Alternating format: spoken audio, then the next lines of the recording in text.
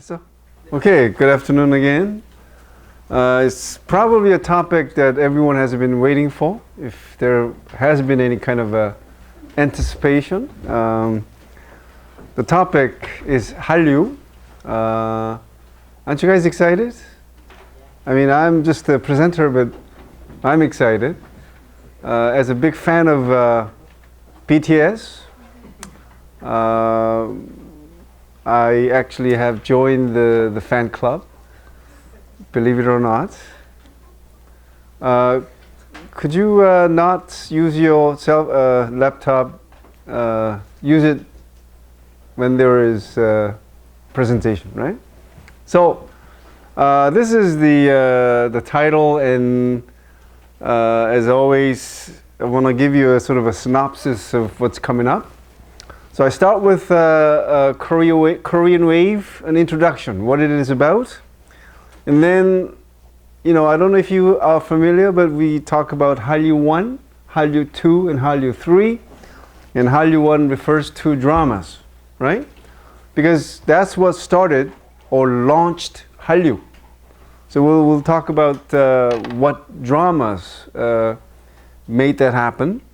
And then we turn to Hallyu 2, K-pop, and we'll talk about, you know, the achievements of some of the notable acts, including Blackpink and BTS.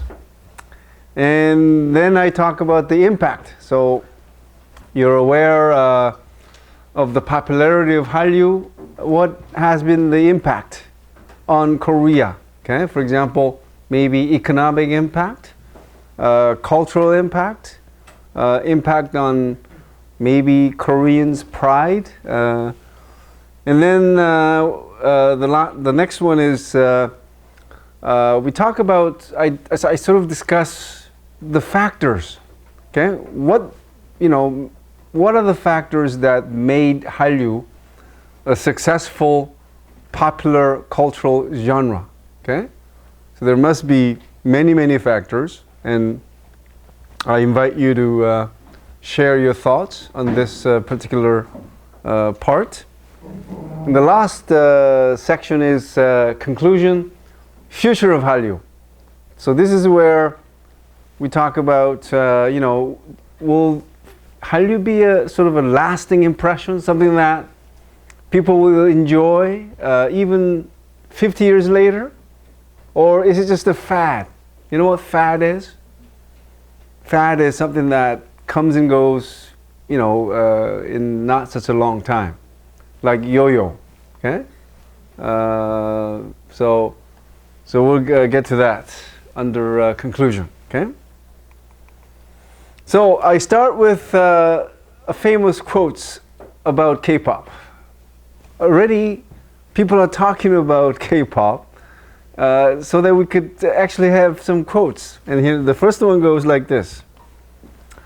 K-pop is higher revelation than all wisdom and philosophy. Oh my God. Could this be true? And you know who said it? Beethoven. I don't know how it happened, but there you go. Without K-pop, life would be a mistake. And guess who said it? My favorite philosopher, Nietzsche. So if you're wise like me, you know K-pop music, okay? So, and of course, I sort of put this up for your entertainment, but I hope you could take this to your heart. Music, higher revelation than all wisdom and philosophy combined. And without music, life would be a mistake. So true, isn't it? Personally, there are many things I had to go through when I was young, younger than your age. And really, music saved me. Okay? Really, literally speaking. And so I have such a deep respect for music. Okay, I won't get to what those trials and tribulations were, but anyway, Korean wave, an introduction. Hallyu, which literally means flow of Korea, refers to the spread and popularity of Korean popular culture around the world since the late 1990s. Okay? So that is sort of the basic definition, right? And it was first driven by the spread of K-dramas across Asia, but now it has evolved into a regional trend and into a global phenomenon.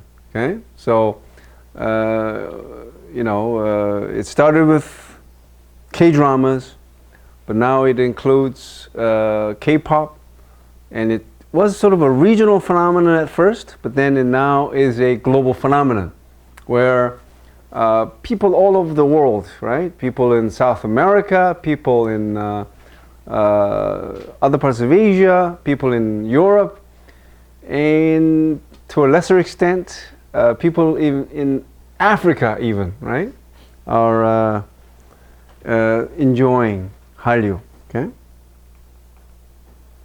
Korea is now one of the world's leading exporters of popular culture, along with the USA, Britain, and Japan. Have I left out any other country that is a leading exporter of popular culture? Should we include Netherlands? France? I mean, I sort of thought about France and Germany, but I'm sure in terms of the total sort of a cultural exports, they'll be in the top 10 for sure. But is there anything you know that you enjoy that is from Germany or from France? Yes, musically, you have Rammstein, heavy metal music from Germany, and there's also Kraftwerk, very lovely industrial kind of music. Yes. India. But I mean, it has a huge culture industry, but I wonder when it comes to, popularity outside of India, sort of question mark. I think it's catching up, but not as popular as K-pop, for example. Okay, but good point. Yes. Indian music.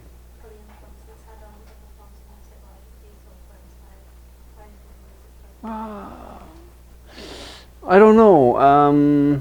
I mean, yes, the Indian musical instrument has been used by some rock acts, but there are sort of exceptions rather than the norm.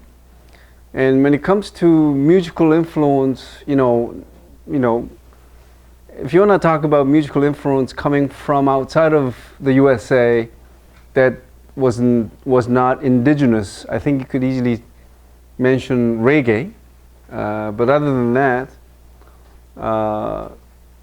did I mention this before? If you're into really making or creating music, make a fusion music combining rock or heavy metal with bongchak, and you'll have something good, I would say. Yes? I think also, not necessarily for one country, but Latin American culture and Spain as well, with salsa, bachata, reggaeton, beats. Salsa. Yeah, I think that's also very global. Okay. So if you want to name a country, should we say Spain or Mexico? I think it's very spread to Latin American countries that have So Latin America. Also their own dance style. Anyway, without excluding any country, but at least you could think about, okay, other than these three, and of course Korea. The Economist, one of the most respected weeklies in the world, has dubbed Korean pop culture as Asia's foremost trendsetter. Is this agreeable, or is this sort of exaggerated? I mean, it's cool, right? To be part of K-pop, no? Cool. Anyway, Korean wave now encompasses the popularity of other Korean products such as online games. Do you know any online games that is made by Korean company? But you'll find out later. Wow, I've been playing this game not knowing it was made in Korea, because I was myself surprised. Fashion. K-food. What's number one K-food? You may think kimchi, but it's actually chimak. Personal opinion. Thank you. Cosmetics. K-beauty. And plastic surgery. Okay? A lot of foreigners come to Korea to get plastic surgery. Okay? And that's how I got first hooked to Korea. Plastic surgery. Just kidding. Medicine. Okay. I have some visual images. Hallyu wave. Another one. And you know, if you're into Hallyu like me, even the way you talk changes like this. Hey, how you doing? Instead of how you doing, it's how you doing. Hallyu 1, K-dramas. So as advertised, so after a brief introduction, it's Hallyu 1 now, K-dramas. And here's a beautiful, beautiful table that I was inspired to write or prepare. But it's just a wonderful table. Really captures what Hallyu 1 is, Hallyu 2 is, what Hallyu 3 is. Okay? So Hallyu 3, we're just getting into it, okay?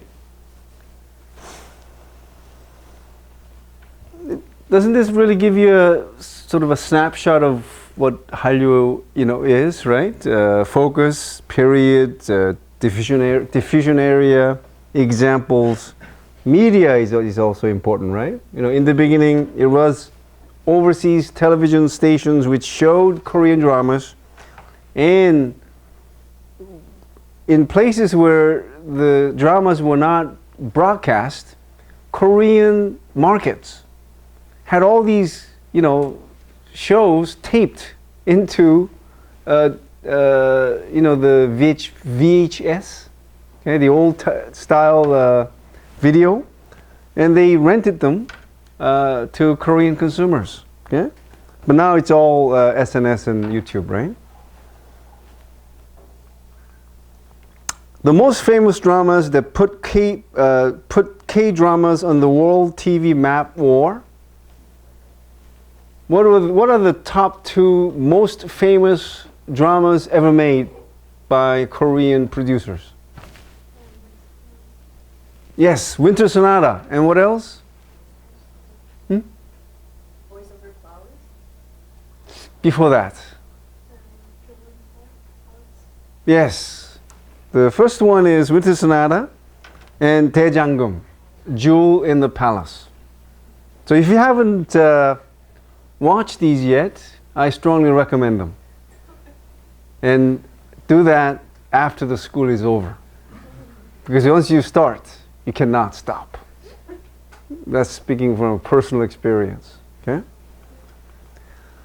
In particular, Winter Sonata is the one that really made it happen for K-dramas. Okay? I mean, even when it was aired in Korea, I think everything sort of stopped when this was airing, right? And this made the main actor, Bae Yong-jun, very famous. So famous that when he went to Japan, his arrival was broadcast live. Can you believe that? Live. And guess how many people, should I say, how many women showed up at the airport? 5,000. And I have a picture to prove it. That's him. Can you see any men in the picture? Please let me know. And if you look carefully, they're all middle-aged. I'm not kidding.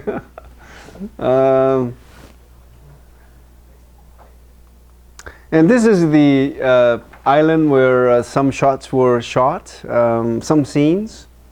Namisam, right? And this same location, same place, in the winter, looks like this. Yeah? So romantic, isn't it?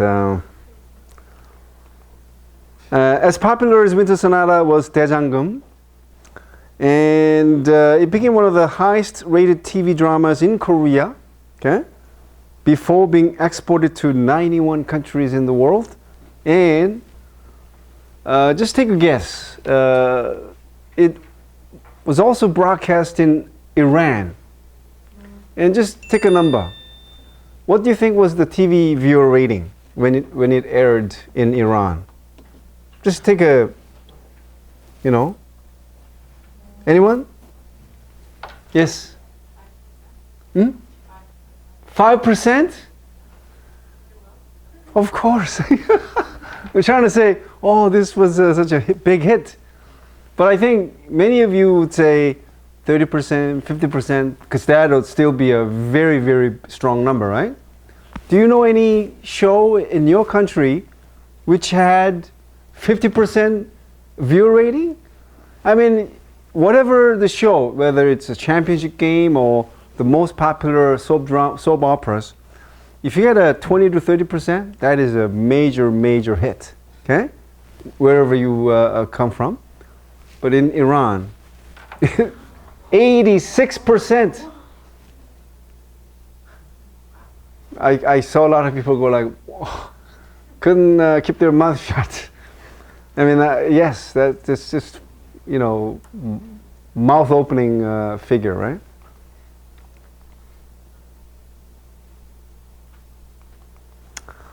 Today, Korea is one of the world's top exporters of dramas, okay? So as you can see there, Korea is one of the top exporters of dramas, okay?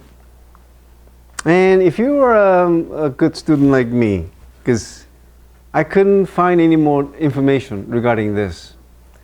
When you say dramas, because, Korean dramas are one style, right? One genre, love story, like a soap opera, right?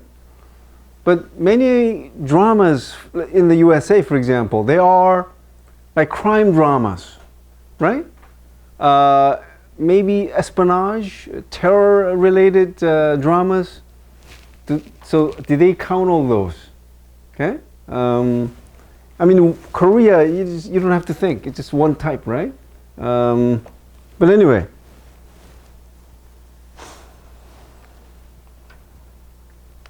And Korean dramas have been particularly popular in Asia, okay, including China, Japan. Is it okay to include China here? Or China is no longer a major market for Korean dramas? Hello, students at Beijing University?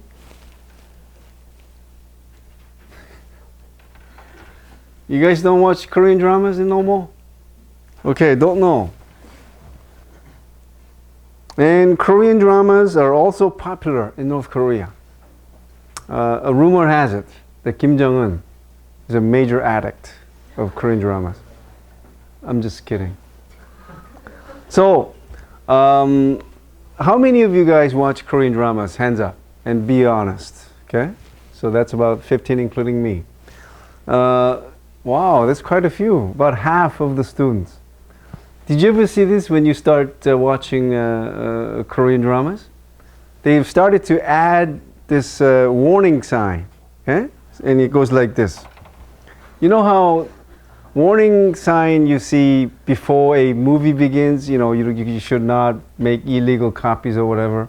But Korean dramas start with this. Viewing of Korean dramas can cause obsessions, celebrity crushes, insomnia due to uncontrollable drama marathons, cravings for ramen and soju, and an inexplicable desire to use Korean words in every, and that's a little bit going too far, right? But I think ramen is definitely true. And did you know that Cambridge Dictionary has just added this starting last year, K-drama addict. Okay, the part about Cambridge Dictionary, that was just a joke, okay? And because once you get addicted to K-dramas, I think there are many things that sort of bring about change in you, right? Like this. When my K-drama is so good, I don't even have time to cook my ramen. The face I make when I pretend to be excited about non-K-drama plans. Last one. When one of your favorite dramas has ended and you don't know what to do to fill that void in your soul. Not time, but soul. All right. More exciting part. Hallyu 2. K-pop. Korean wave began with television dramas, but the most popular form of Hallyu now is K-pop. And you know, it sort of K-pop, in terms of a musical genre, it's sort of a mixture of all these different styles, right?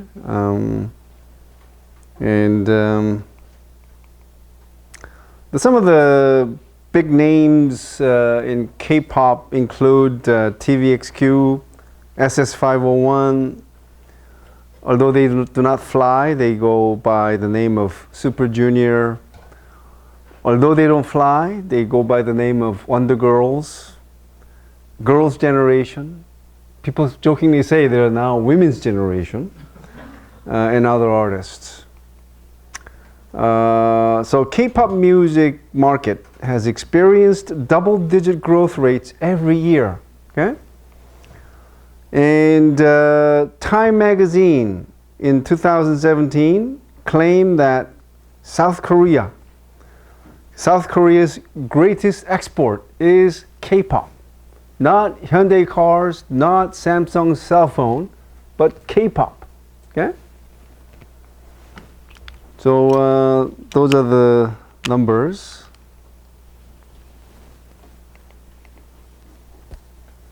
Recent milestones attained by K-pop musicians. Some of the things I have to share with you will shock you. And I mean that literally. It's been a while, but do you know the singer by the name of Rain? The man I detested 13 years ago. Did I tell you why? Because of his stupid name. It made life complicated. Because as someone who loves rain, you know, like the natural phenomenon, every time it rains, I would ask whoever is next to me, even on the bus, I would say, "Do you like rain?" And you know, I always got a question back: "Do you mean the singer or the natural phenomenon?" Right? Now that he's no longer that famous, I don't get that thing anymore, right? Because if you ask, "Do you like rain?" I don't, nobody ever says, "You mean the singer or the?" But when he was really hot, that's what happened every time. Okay. Anyway, although he's sort of not considered a major artist for K-pop phenomenon, but when he was popular, he did have these episodes where he was sort of seen as a major star outside of Korea. Okay, and he was so hot back in 2006 and 2007. He was even popular in Antarctica, and I have a picture to prove it.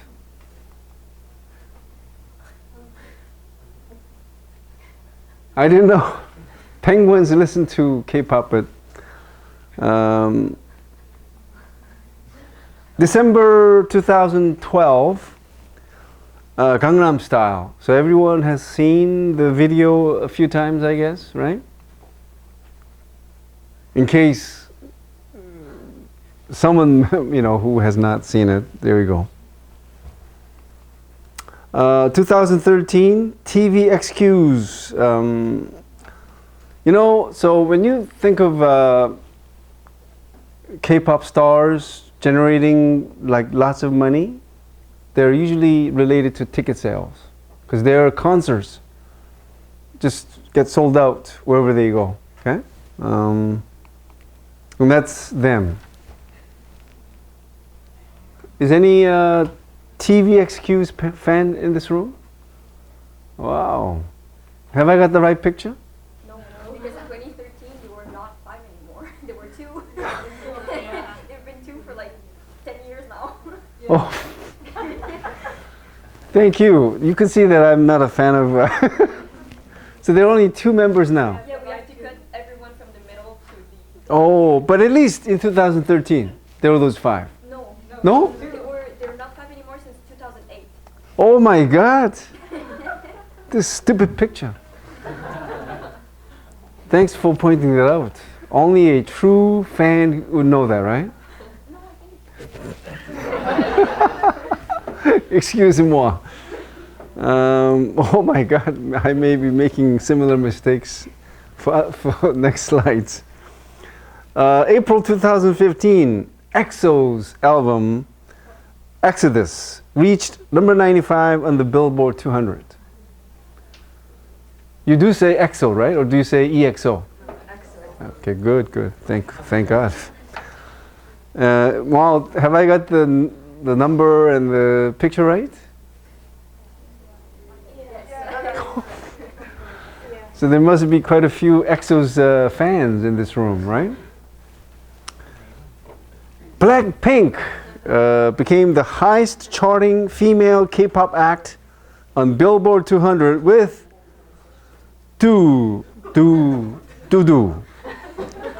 peaking at number 40. Okay? And for your visual and audio pleasure, oral pleasure, I have included a music video. Oh, before that, you know, when I show this in an overseas location, you know, a lot of male audience will go like, wow. Here we go.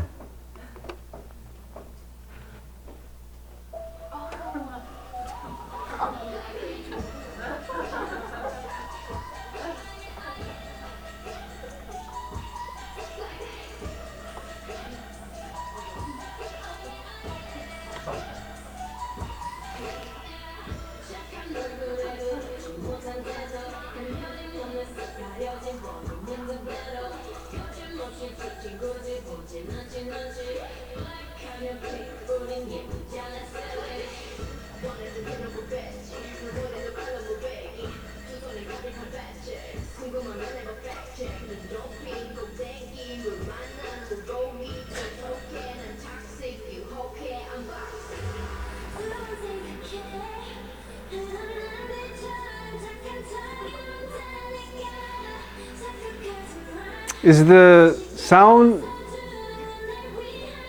소리 더 안 되나? Sound. It could be louder, right? Oh yeah, this is better. Okay, so these are kids from Thailand who made a parody. Now finally, as advertised, BTS. So you guys are all familiar with Billboard 200, right? It's a sort of a album ranking system in the USA, most popular, most sort of, I mean, it carries weight, right? I mean, if you're a popular artist, I mean, to have a #1 album on Billboard 200 means everything, right?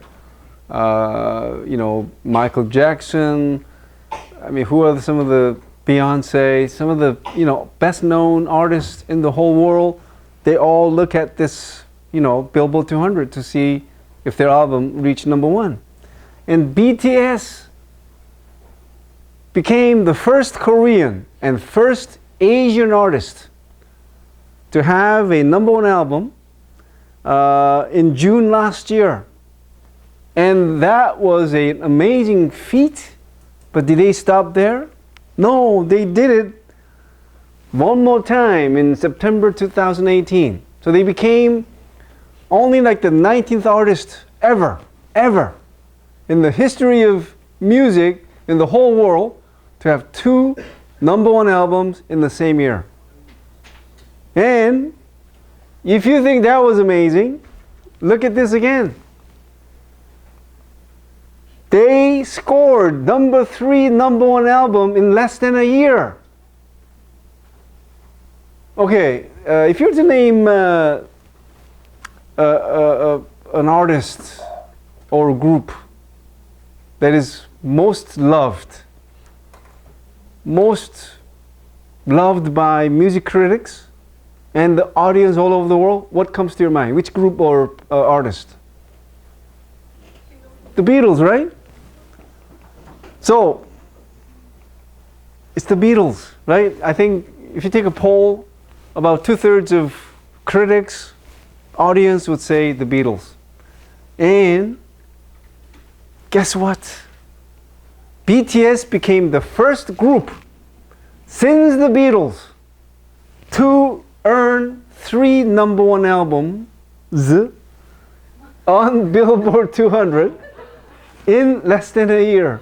I mean, I'm just talking about this, just gets so exciting. Isn't this just amazing? The last group to do this was the Beatles. BTS, whether you love them or hate them, you got to recognize that they're doing something just unheard of. Okay? BTS are being hailed as the Beatles for the 21st century. And sort of, I don't know if this is a parody, but you know, they are called the Beatles without English. The Beatles without English who eat kimchi. The Beatles without English who eat, rice for breakfast, whatever the case may be. Okay? And in October 2018, they were featured on the cover of Time with a magazine naming them Next Generation Leaders. This particular issue became the all-time largest selling issue, right? You know why? The fans, even the ones who could not read English, they just picked them up because they love BTS. Okay? You know what their fans club's name is? Even though I'm a major fan or the club member of the thing, but I really don't like the name. As a peace-loving person, what the hell is army, right? I understand. Just that much I know. I did my homework, but just spelling-wise, right? So that's BTS. Have I got the picture right and the exact number of members, I hope?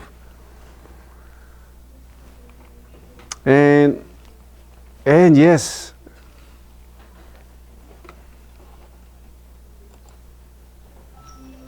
in case someone, is there anybody in this room who has never watched like BTS video? Hands up. Well, here's your chance.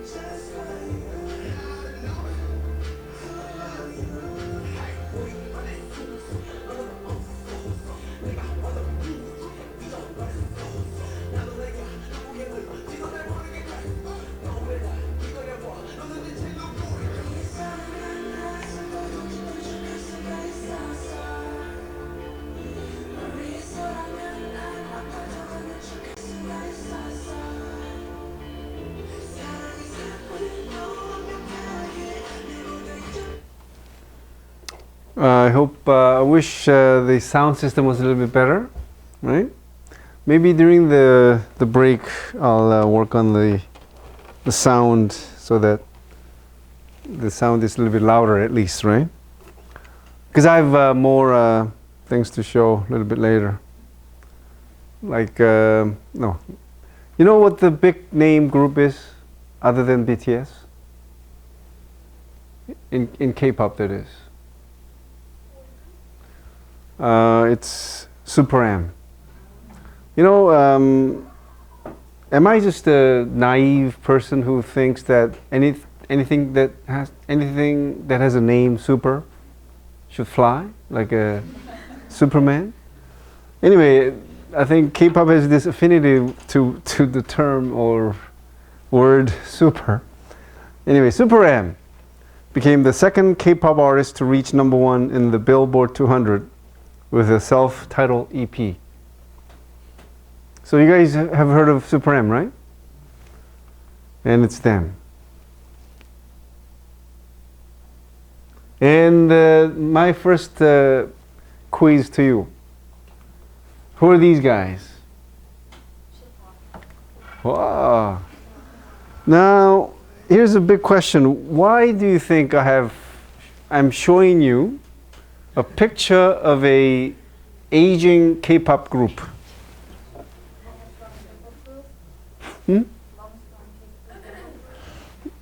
Sort of the longest surviving K-pop group? What else? I'll give you a hint. There's a certain affinity between the group and me. Yes. HOT. No, this is Shinhwa. So when I say this, please don't laugh, okay? But I'm just sharing with you what I heard. Maybe when I was a little bit younger, when my hair was not gray, and when I was a little bit rounder, because I've lost some weight. The guy in the middle, what's his name? Minu. That's his name. I was told a few times that he looks like me. See? So again, when I was a little bit plumpier, is that the right term? When I had more weight and you don't see any resemblance? Yes. What? Oh, it's too painful if I keep on asking you. Anyway, the next is, wow, at the rate I'm going, I think we're gonna have a sort of a short class. The next is the impact of the Korean wave. Well, before I show you what I have, what have been the cultural, social, and economic impacts of the Korean wave, you think? Anything goes. More tourists are coming. So more tourists are coming. Yes. More international concerts. Like concerts all over the world, from Europe. I mean, more international concerts, have taken place. But would that be more related to like more revenues? Yeah, economic. Okay. All right. So higher revenues for the K-pop acts. Yes. Some of the goods and products the singers need, pictures, they sell very well. So the characters or the products bearing the images or the names of these artists have been selling well. Okay. Anything else? Yes. Well, just last year, BTS accounted for 0.4% of the entire Korean GDP. Wow. Yeah. Samsung was Can you, if you could find that information, Yeah, I have. please send it to me, please. Because I'm actually writing a paper on this particular aspect, and it'll be good to have. I mean, if you don't find it, that's fine, but if you could find it, please. So that's a good one. So we could call it economic impact or increased revenues, and say things like greater ticket sales, greater sales of items, right? Featuring the names and the characters of these K-pop artists. Anything else? Yes? Increased?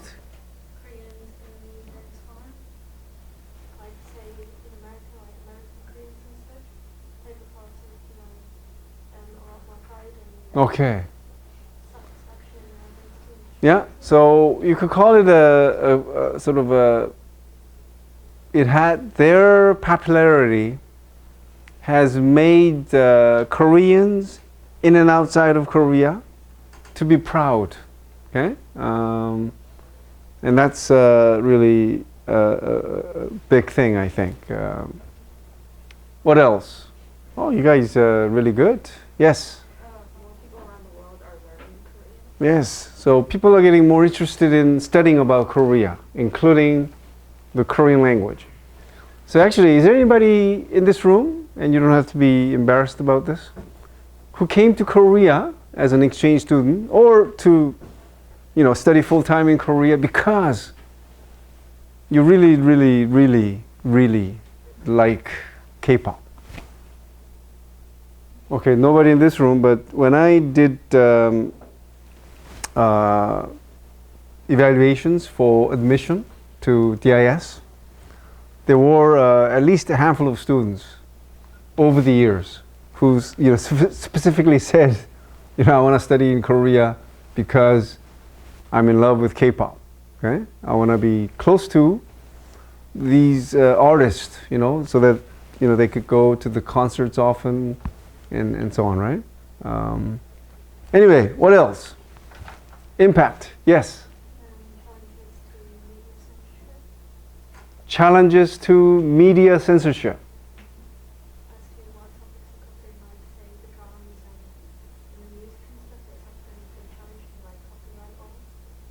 So, are you talking about Korea or outside Korea?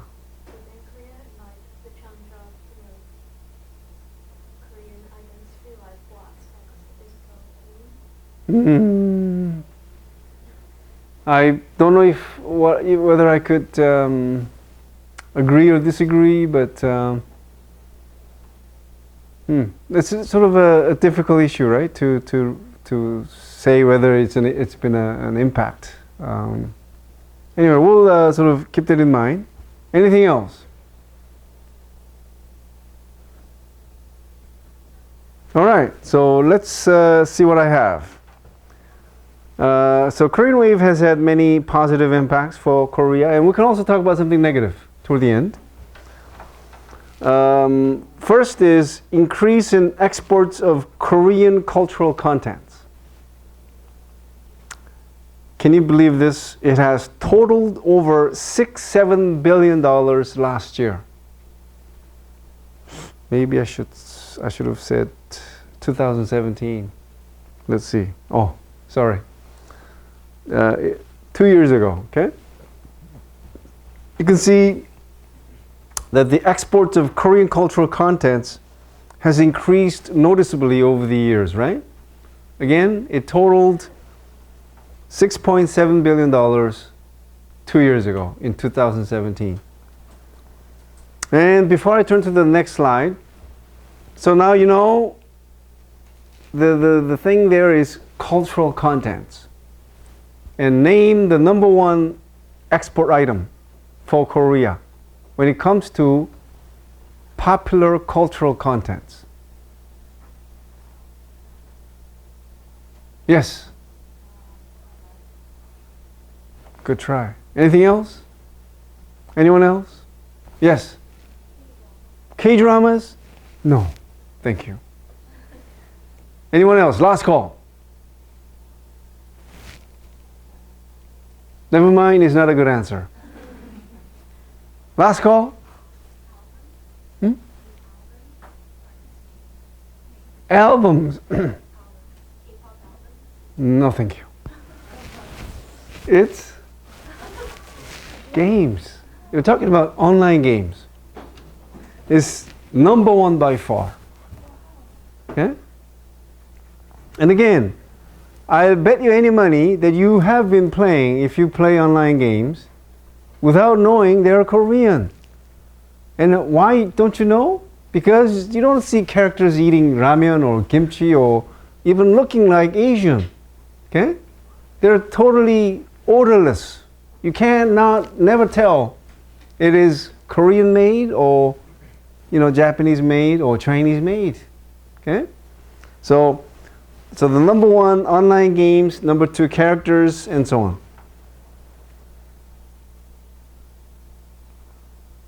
So you can see here USA being just the outright number one in everything. Okay? Games, movies, of course. I mean, did you know that when it comes to movies, only a handful of countries in the whole world have a market share that is bigger for domestically produced movies? Name those countries. Only a handful of countries have domestically produced movies having a larger market share than Hollywood movies. What are those countries? India, Korea, China, okay? And I think Japan, maybe. So that's how few there are, okay? But anyway, look at music, right? Music. And so on, okay? And yes, you had your hand up. Yeah, I was wondering the last slide. What did you do with the characters? Like Star Wars. I'm not talking about Korean Star Wars, but the characters, you know how you could buy characters for Star Wars? Simpsons, Disney. So we have our own versions. Okay? So I'll get to that a little bit later, okay? So online game is the number one cultural contents export for Korea. Okay? And so before I turn to my next slide, is there anybody who plays online games? All right. What do you play? What is your number one game? Viva. FIFA. You?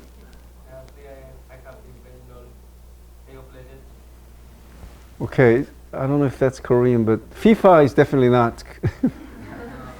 So he's a peace-loving guy, not playing any war games. Yes? Hmm? Overwatch? I'm not aware. Oh. Anyway, here we go. Don't be surprised and try to catch any Korean element if you see. Okay? It's a Korean game.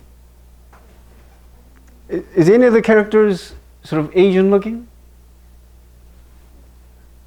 No way, right? And Aeon. Any Korean element here?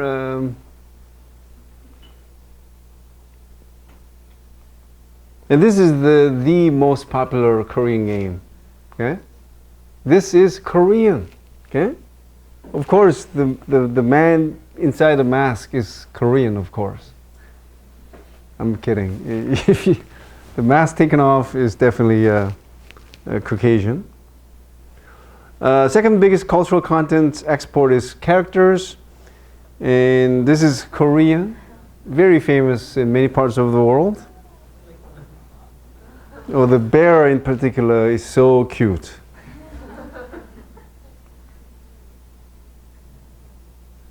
And my favorite in recent years, no, not this. My favorite is this, larva. You know, if you're having a hard time in any given day, type larva on YouTube and they have it for free. Okay? Really, really well made. And there's nothing Korean about it. And it's so fun to watch. Although it's if you're watching with like a 2-year, no, not 2-year, 5-year-old nephew or niece, it's slightly violent, but overall, storylines are really expertly made, really, really fun to watch. Okay? Anybody who, I'm sure most of you have not seen this, right? Better than Bugs Bunny. Okay? I can tell you that much. Okay? And this is from last year's Winter Olympics. So anybody who could still buy this, please do. It's very cute. Okay? These are BTS. It's my own personal photograph. The one I took at home. These are all like badges and stickers, right? My personal collection. In fact, some of the world's best known characters. So, I wanted to show you this to give you a sense of how big an industry it is to create a character that becomes a hit. Okay? So again, the ones I will be showing you generate hundreds, I'm not making a mistake with an extra zero here. Hundreds of millions of dollars for creators in revenue each year. And they are, okay? Disney. I mean, even in Korea, you know, if you go to a Disney store, just packed. Okay? Maybe it's because I didn't grow up watching Disney, whatever. I don't know what's so cute about these characters. Star Wars, Men in Tights. Are they in tights? No? And one of them has even diaper on the outside.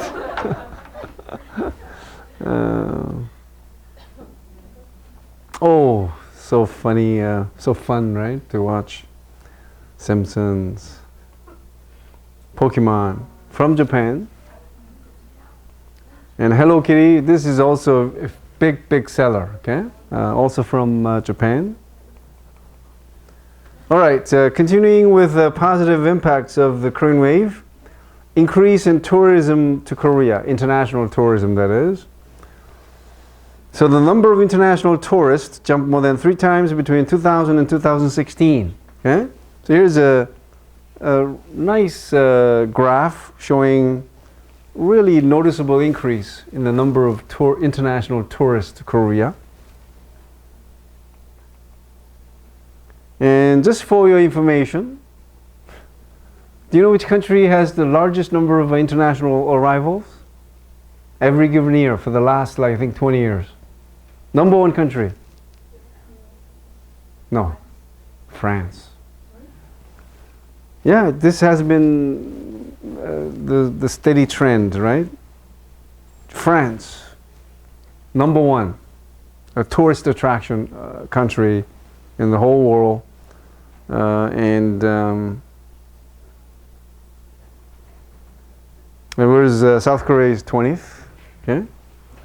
And China is fourth when it comes to number of international tourists. And I think I mentioned this before. If you're flying back after this term, I think it's a good idea to visit China before you go, right? It has some of the really very wonderful tourist attractions, right? There's even a mountain where the movie Avatar was shot. What's the name of the mountain there? In Korean we say 장가게. Is that the right name? Okay. You got to check that out. It's just much more grandiose than Grand Canyon. Grand Canyon is a children's park. If you compare that to 장가게, right? Positive impacts. Third is increases in exports of other cultural products, most notably cosmetics.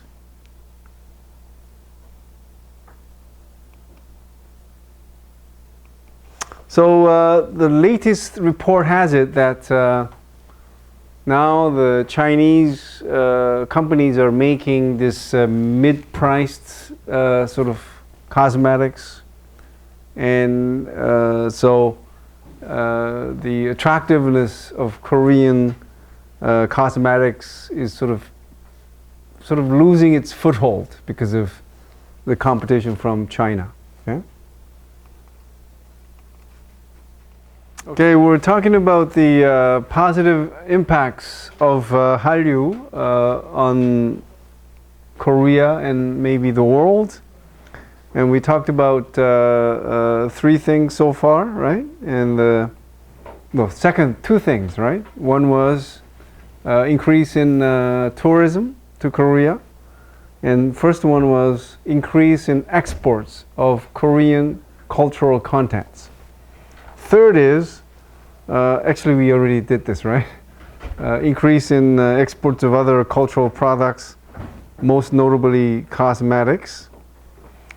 The fourth is the formation of more positive image of Korea. Is there anyone who would disagree? So I think mostly it has led to a more positive image of Korea, right? So BBC poll, that's just one example, in 2016 revealed that public opinion of South Korea has been improving every year since data have been collected starting in 2009. Yes? Why was the poll conducted? By which countries or was it excluded? That's a good question. I don't have an answer for that. Because I got this from a sort of a newspaper article which did not really specify, but I guess that's a homework for me. So I'll have to look this up. Thank you. Fifth positive impact is really something that's mentioned by a student, a greater interest in the study of Korea. So this is, you could find, hard data on this. So throughout the world, in countries, at universities where Korean language courses, Korean-related courses are offered, and also at Korean cultural centers in many cities, the enrollment for Korean language and culture classes have increased quite a bit. 6 is so the popularity of Hallyu has been a source of national pride for many Koreans, including Koreans living abroad, okay, and including second-generation Koreans living in many parts of the world. And the next one is sort of debatable, okay? And the 7th is this. Would you say, nobody says, that Hallyu is representing all of Asia. But the fact is, K-pop artists, they sort of represent Asia, meaning, and I'll just show you what I have here.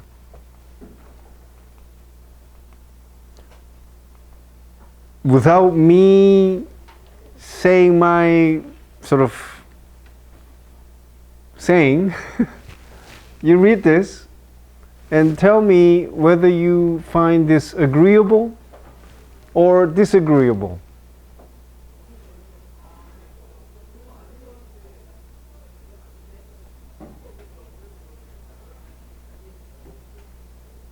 It's a little bit better in Hollywood and also in American dramas. Asians are typecast and they're typical, stereotyped. Again, it's getting better, okay? But with K-pop. I mean, it's not a. I mean, they have the main stage. They're the spotlight. They're the ones who are getting all the attention, right? And for Asians as a whole, this sort of could give them make them have this sense of pride in a way. And I'm wondering whether you agree or disagree. Yes. I think it could work to some extent because a lot of K-pop idols are actually not Korean. That's right. There's a lot of Japanese, Chinese, Thailand people now. So I think before, if it was only Koreans, well, now there's a lot of like diversity in Asia in K-pop. So maybe it could help the Asian pride with other national prides and compose an Asian pride together. So, I mean, if this was to become even truer, there should be an effort made by all these, entertainment agencies or the groups themselves to include other Asians, rather than keeping it to themselves as being 100% Korean, right? Then, what would happen if you include a Caucasian? How come? Because Caucasians already have such a high prevalence. Like being a Caucasian in the entertainment world is so much easier, and it's already like I could have much higher chance to become a singer than an Asian person because of the racism of the world. So K-pop is a genre made for people that were often ostracized to become something important, not for white people to take it something over again. Did you know that there is a K-pop group that comprises 100% of non-Koreans, and they're all Caucasians? At least, yes. What's the name again? It's just simply pronounced as Expedition, right? Do you say E-Expedition or Expedition?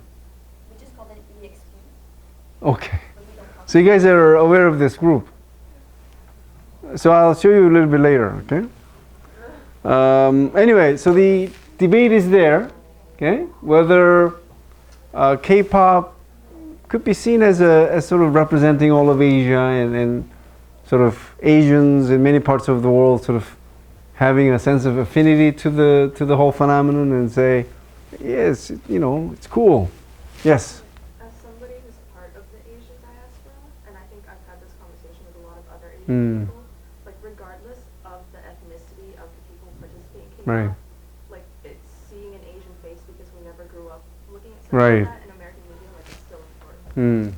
Okay, thank you. Yes. Just a comment, there is also a group that's made up entirely of people from Asian continent, not only Korea, like Right. India. So having a multi sort of a national representation is something that is positive in the sense of sort of contributing to this sort of Asian pride, right? Anyway, so we talked about, I just want to hear your thoughts. Am I leaving out any other positive aspects of the impact of Hallyu?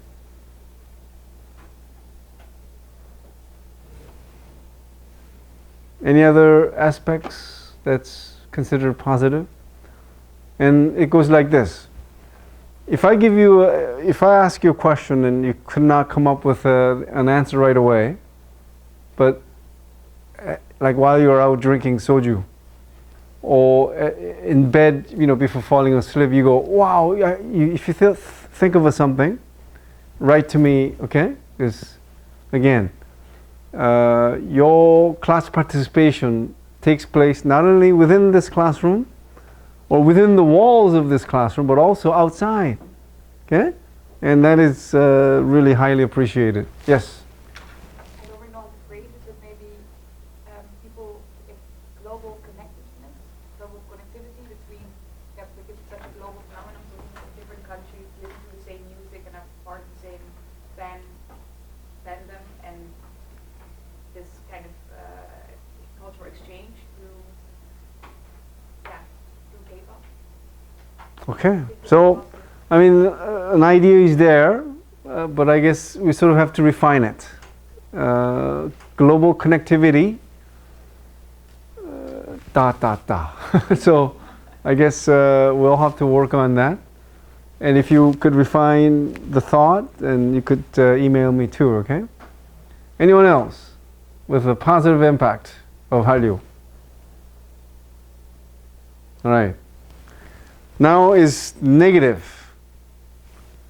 Before I show you my ideas, what do you find, what aspects of K-pop do you find sort of bothersome or, you know, troublesome or not really doing the right job or something that you could criticize about? Yes? I won't say it is like criticism, but I would say it's kind of, for me, a little bit curious, interesting, maybe weird, that even if you don't understand the lyrics, you're still enjoying the music. So maybe it is kind of a little bit of a weird music, but at the same time, like, people enjoy it. So I guess it's both. So what is the negative aspect about that? You don't understand the lyrics, like, you may not understand the point of that song.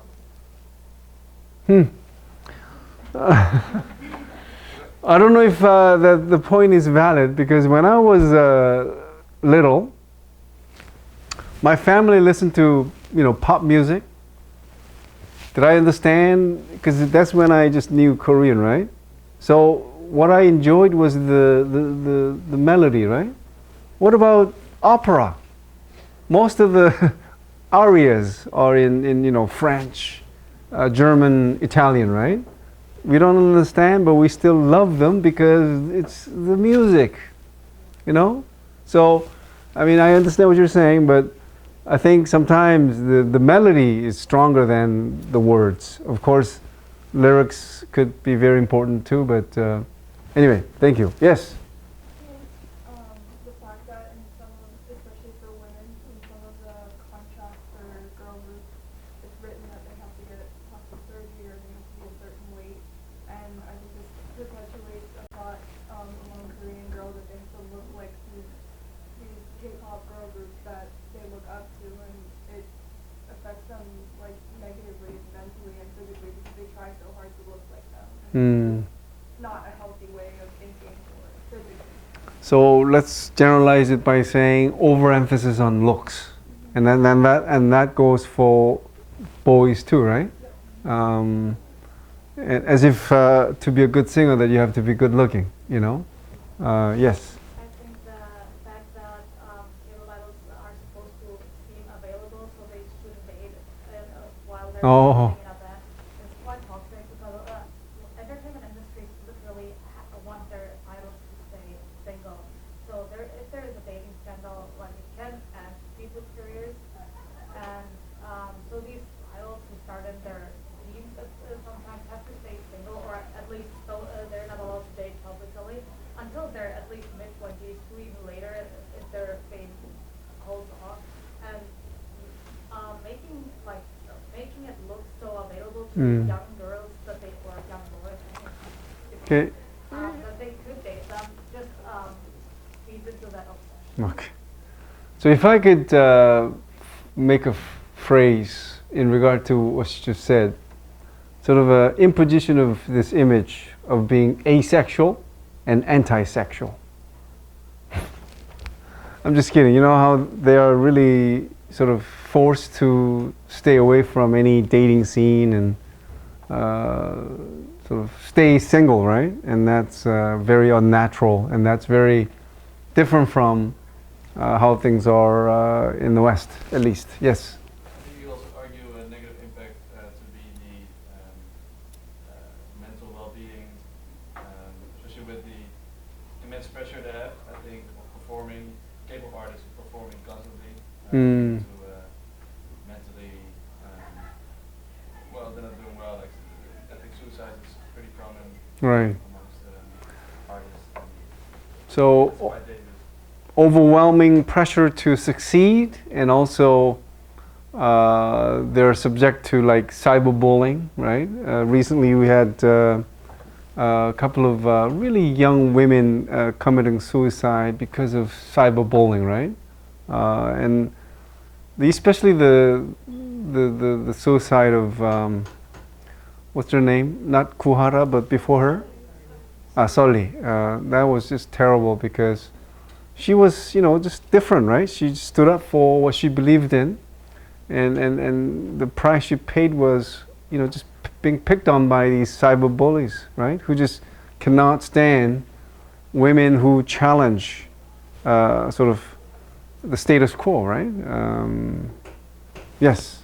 I want to say something similar. Also, the pressure to work and also the kind of corruption and sex scandals within the industry. Okay. So I guess the pressure is there to stay clear of any kind of scandal, right? Anyway, so this is what I have. Both Korean dramas, K-pop videos overemphasize looks and fashion. Women and girls are stereotyped in many dramas as being dependent on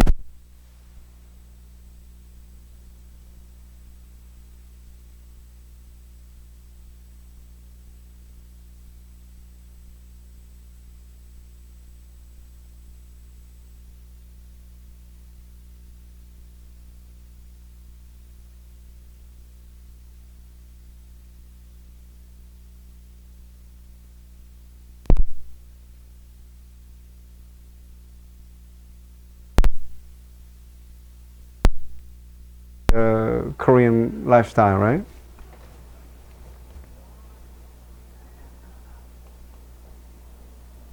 So already, you know, I guess I asked this question prior to the ones I have. Anyway, the last, before the conclusion, the last part is the factors for the success of Hallyu. Okay. Before I show you what I have, as always, I like to hear your thoughts first. What are the factors for the success of Hallyu? Yes? Cultural hybridity. And could you explain?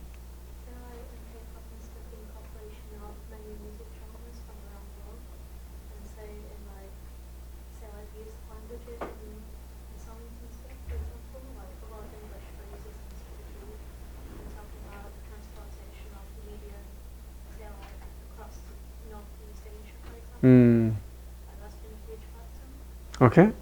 So in regard to that, first, I mean, in regard to the question of what are the factors for the success of Hallyu, first one the mention was cultural hybridity, right?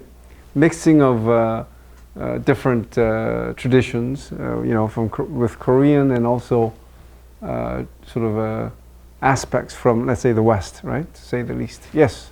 Especially in the latter part of the social media, idols, for example, Psy with the got so famous because of videos, and also he has a very strong social media appearance. So these all, I mean, I know that like in Korea there's also the factor facing, so there's a lot of aspects that are based on the internet. Yes. So let's call it a technological factor, okay? Where you know, when I was your age, you know how I found out about new music? Was the radio. Do you find about new music through the radio? Of course not. Okay, you're what should I call you?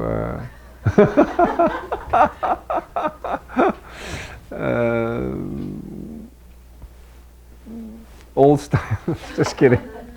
But you know, the current generation is more about YouTube, right? That's where they found that, and also mouth to mouth, ear to ear. Sorry. Yes. Okay, high quality of product themselves, right? Anything else?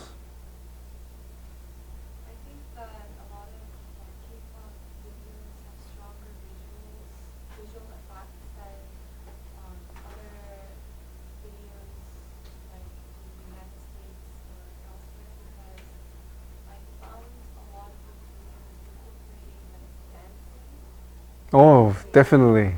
that needs a lot of practice. Yes. You know, a characteristic of Bollywood movies is what? Dance. They'll be like, hey, how's it going? And then all of a sudden they start dancing. Right? In the K-pop, just a lot of dancing, right? But if you watch like, you know, non-K-pop music videos, there's more, they try to put more story into the video, right? But K-pop, dance. So, good point. Yes? Apply traditional Korean values that have been shown in the dramas and section, which is very famous amongst like Japanese audiences and stuff. So, say the first part again. By traditional Korean and maybe Asian values. Oh, okay. Respect for family and stuff is very valued amongst say Japanese families. Okay. And Thank you. So I think when you talk about the factors for the success value, you have to sort of distinguish between factors for K-pop and factors for K-dramas. And the point she just made is has more to do with K-dramas, where the kinds of values that are being sort of advanced or that are being highlighted are values that Asians would find more appealing, right? About like the family, obedience, you know, or obligation, and so on, and responsibility, rather than just being selfishly oriented, right? Anything else? Okay, so here's what I have. Oh, I forgot to mention how important this is for your final exam. I didn't say that, right? But anyway. I would call it, the first factor would be hard power, okay? And why is this hard power? Because success of Hallyu is closely linked to the rapid economic success of South Korea, or rapid economic growth of South Korea. Okay, why? To make a good product, I mean, you know, you gotta have certain level of living standard. Okay, you gotta have, you know, companies with financial resources to make good products. Okay, so, you know, economic success enabled Korean entrepreneurs to make high quality, attractive, sophisticated, and stylish cultural products. And that's hard power. Okay? So it's, again, hard power is the ability to make attractive cultural content. Okay? So I won't name, you know, specific developing countries, to put it bluntly, poor countries. And you know, if you ask them why can they not produce high quality popular cultural products, because they don't have the financial resources, they don't have the technological know-how, because of the level of the economic sort of strength. Okay. But Korea is, of course, one of the largest economies in the world. Okay, so that allowed Korea to develop high-quality cultural products. Second is soft power. You see the difference? Hard power is competence. Okay, you create something good because you have the resources. Second is soft power, because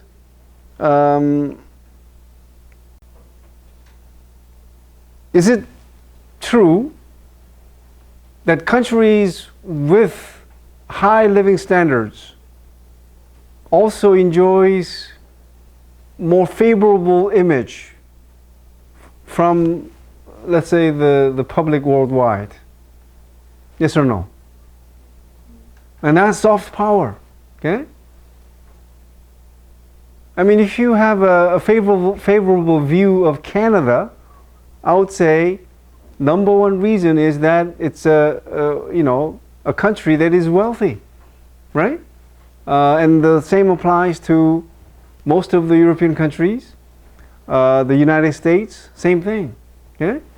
So that translates into people having favorable views. Okay? And that's what soft power is.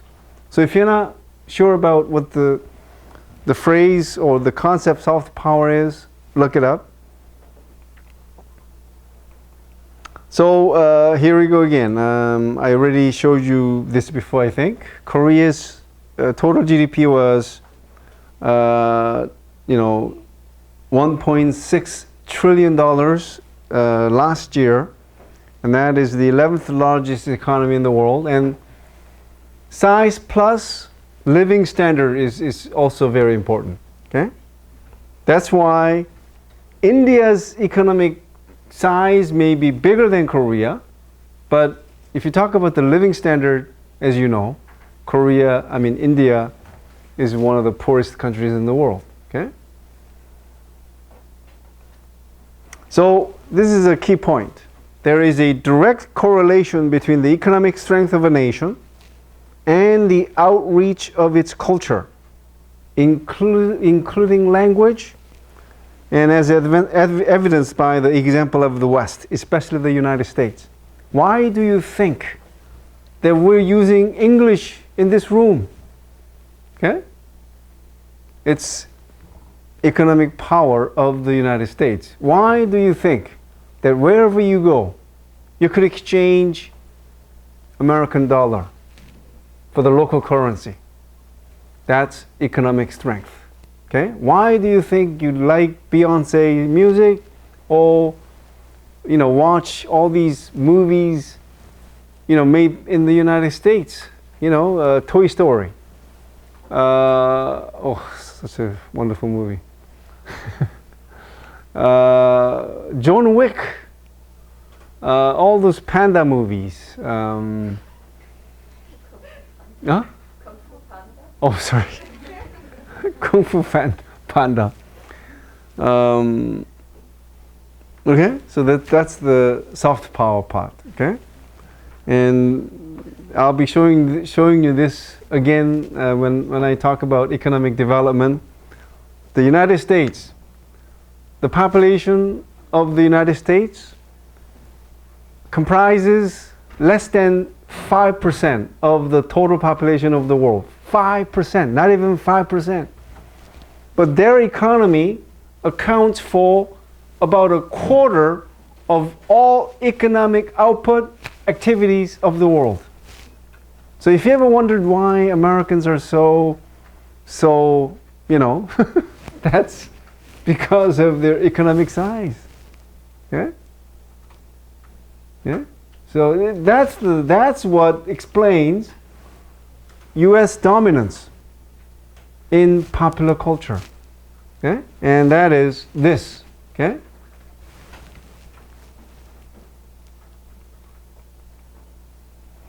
As advertised earlier, technological factor, changes in communication technology.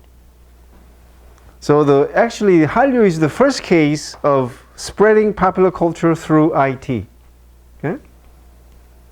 So Facebook, YouTube, especially YouTube, right? And also the online streaming services for dramas, right?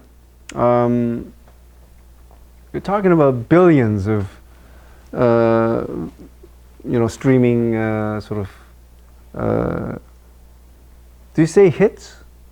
If someone logs in to watch online streaming video and it says over time between, let's say, June 2010 to December 2010, there were over 14 billion views.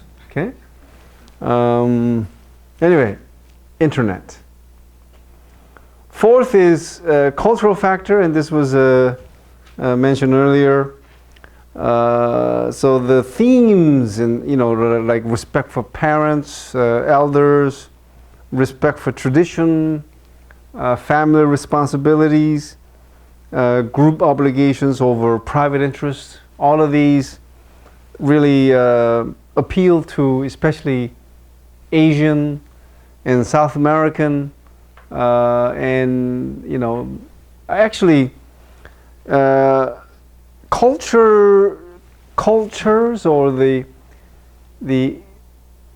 only the people in the West actually emphasize private or the self-interest over group interest. So even people in Africa, they are more collectivistic in orientation. So I think they would find K-dramas more appealing to their sort of cultural values than Western, for example. And Korean dramas, so this is about Korean dramas, right? And they're wholesomely clean. And what do I mean by this? Do they ever kiss on K-dramas? They do, like, almost non-kiss. Wouldn't you agree? Would you call that a real kiss or just semi-kiss? Anyway, very clean, right? So am I right on this? Even kissing scenes are rare? Or now it's more common? Much more common. Oh, much more common. Yeah, they spend like multiple frames. They show you from every angle. So maybe I should rephrase this by saying something like, French kissing is rare. Right? They don't make out. Ah. It's like touching lips. It doesn't look like a real kiss. Even when they do, they don't look natural, do they? You got it. And also, mouth-watering food. I think Korean dramas are famous for actually hiring a chef at the scene, because they really want to make really delicious hot food just for a particular scene, Okay, in the case of K-pop, powerful and shrewd star entertainment agencies which know how to produce top-notch products.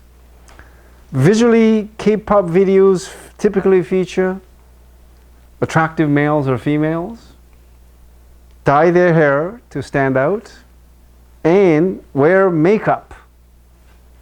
True? And they wear fashionable, colorful outfits, perform sharp, synchronized dance routines that are complicated and refined. Yes? And I don't know who they are, but it just,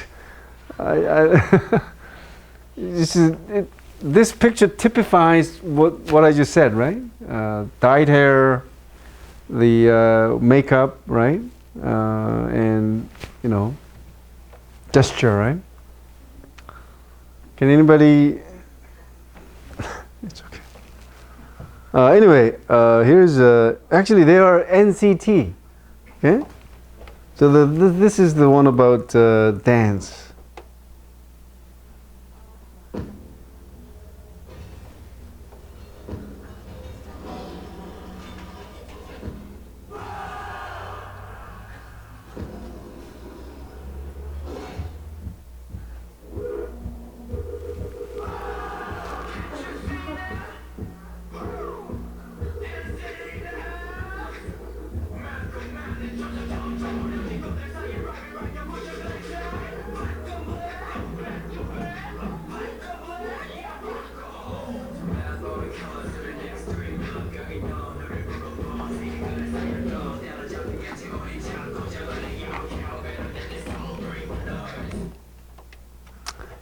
If you think that they were good, you gotta really check this out. And even I watched this, mark my words, 995 times, and every time, even to this day, every time I watch it, I get chills. They're that good. Okay, so K-pop, I think, has been inspired by these guys. Okay, although this is a video from 2016, they've been around for a while. Okay, so here we go. And because I love this so much, where did it go? I'm gonna show you the whole video in entirety.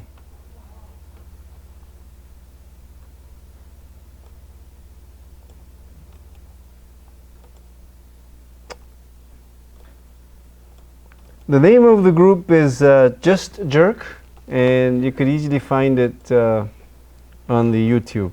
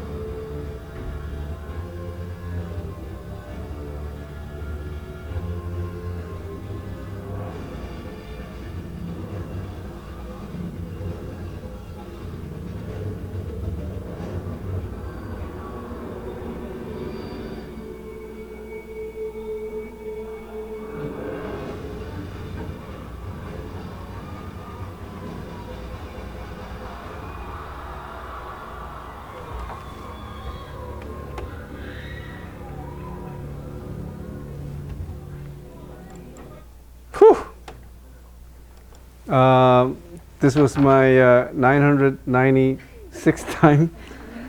Still got chills. Did you guys feel that? Really? Oh, amazing stuff.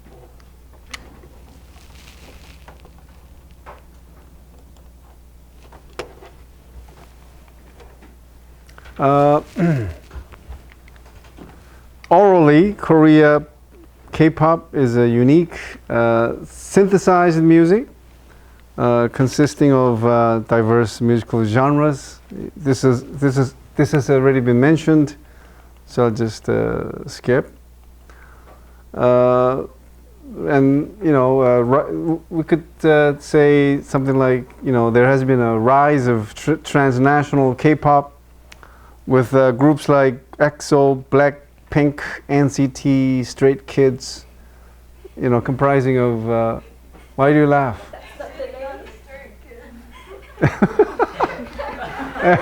What are they?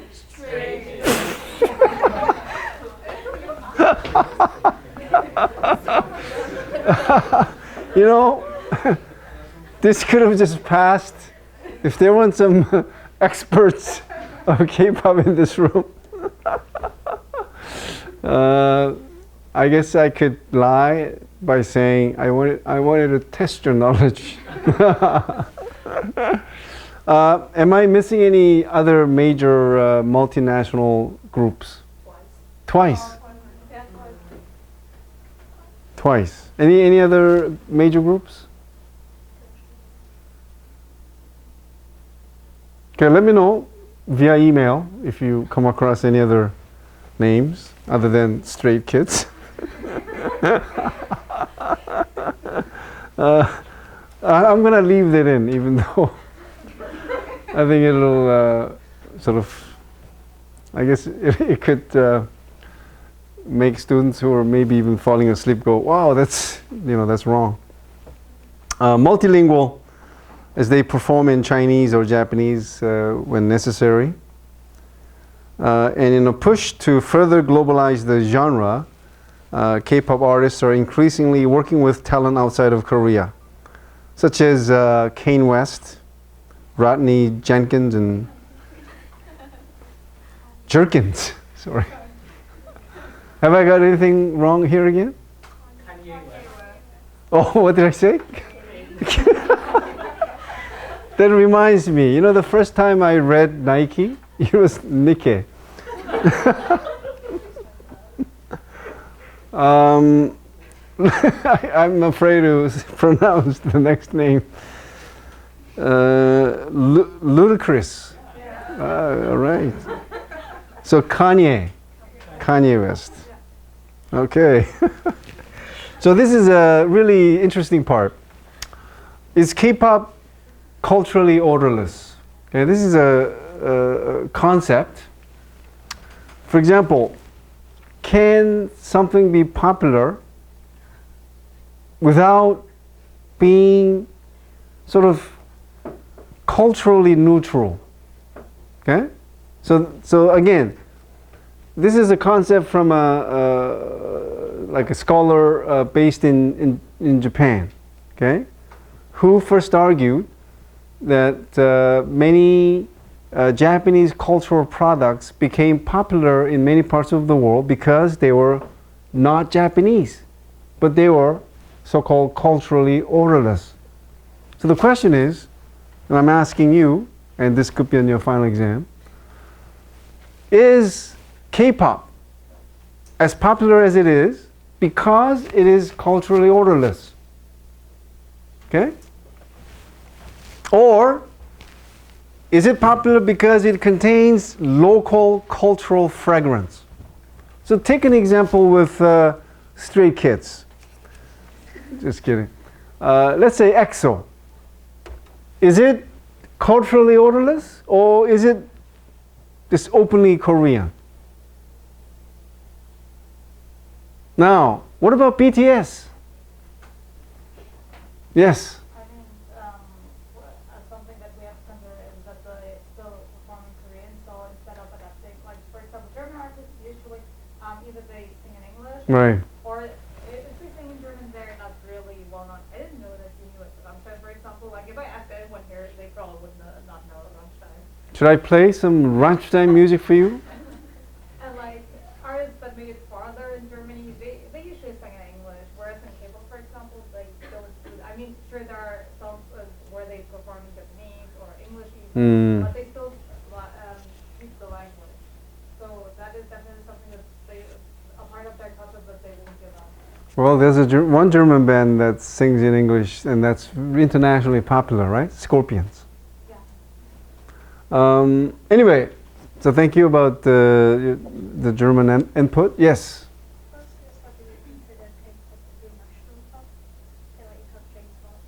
Right.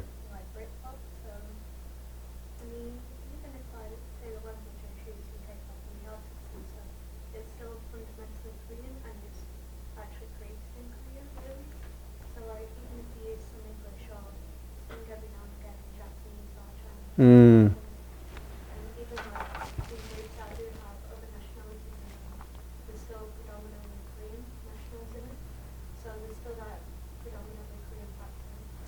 I guess I should have shown you the rest of this particular slide, right? You know, so if you read the lines below, I mean, for example, yes, singing in Korean is natural. So let's leave that out, okay? Or looking Korean, okay? I mean, if you're to somehow mask yourself to look non-Korean, that would be, you know, total nonsense, right? So looking like Korean is given.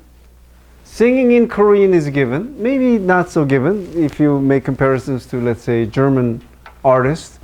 And that, I think, when you say about German artists, I'm sure you're talking about the ones that want to have a universal appeal, right?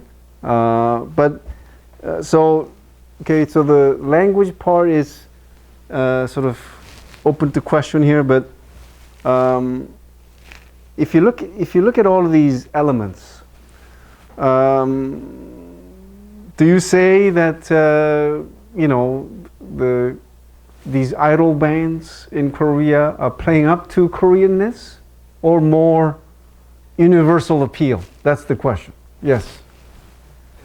But I am not a fan of K-pop, but for example, one day my sister made me listen one song Yeah. of Blackpink because she liked it. Mm-hmm. So at the beginning I thought it was a very weird English. I couldn't understand anything. Right.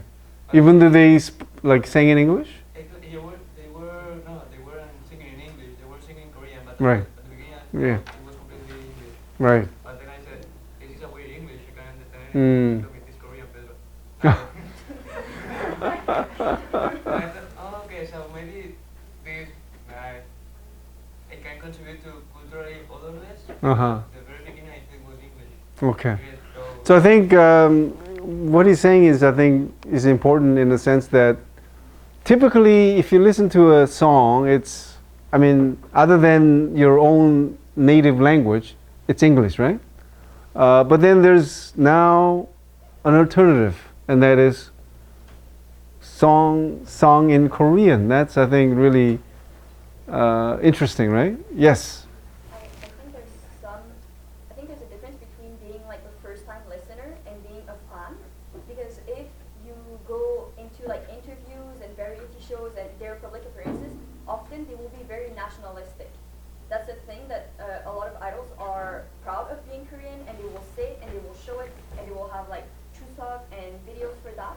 And also there's some bands that use traditional Korean instruments and traditional clothing in their music videos and stuff. Like there's a group called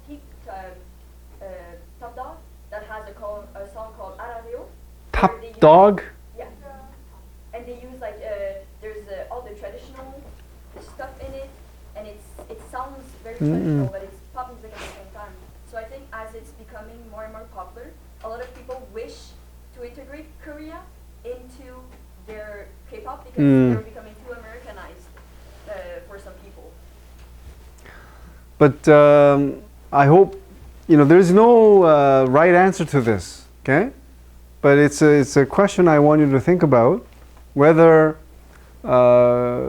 K-pop bands are catering to being Korean or more non-Korean, okay? To have a more universal appeal, okay? Or is being Korean a selling point where they play up to that, okay?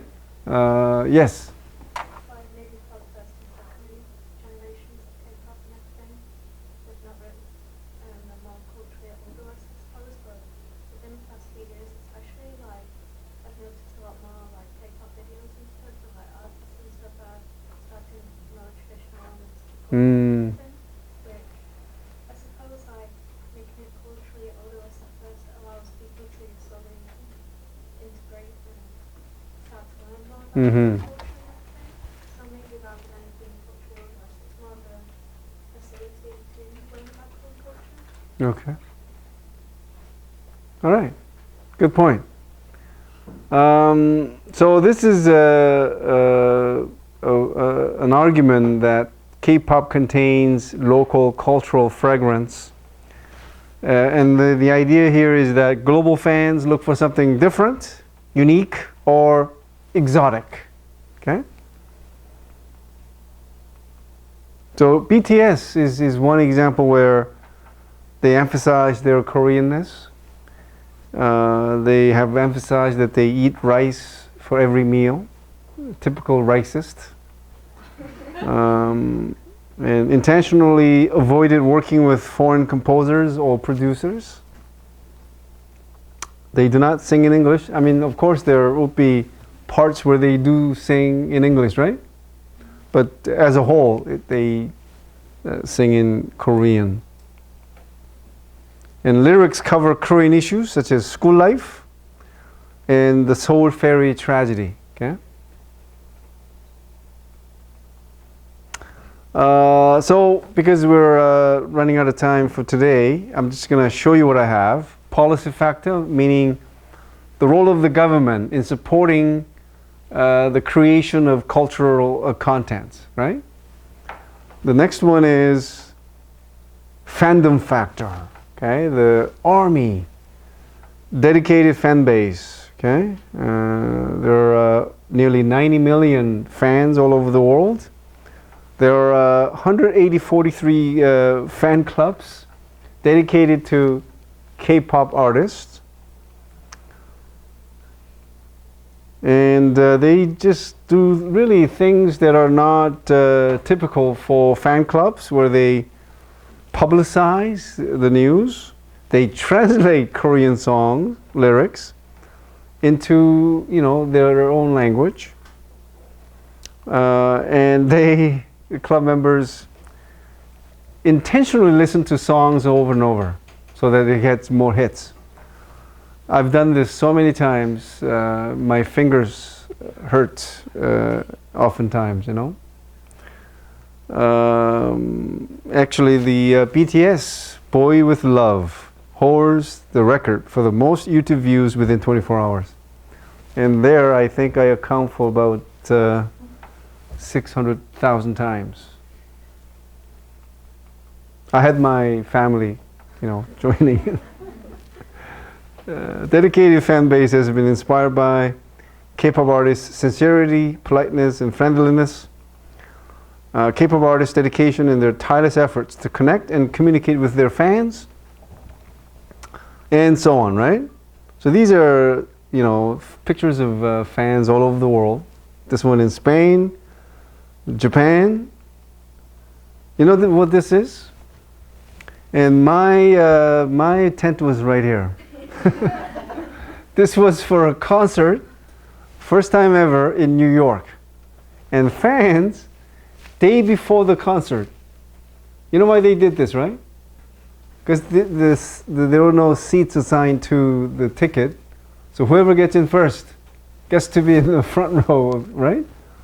This is what the fans do, okay?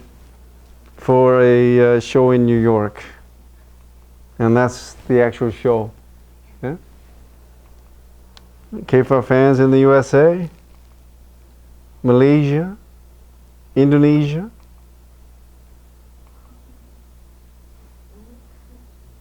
Okay, so better stop here. And so the students in Beijing, I'll see you in 2 days, yes? Okay, bye bye.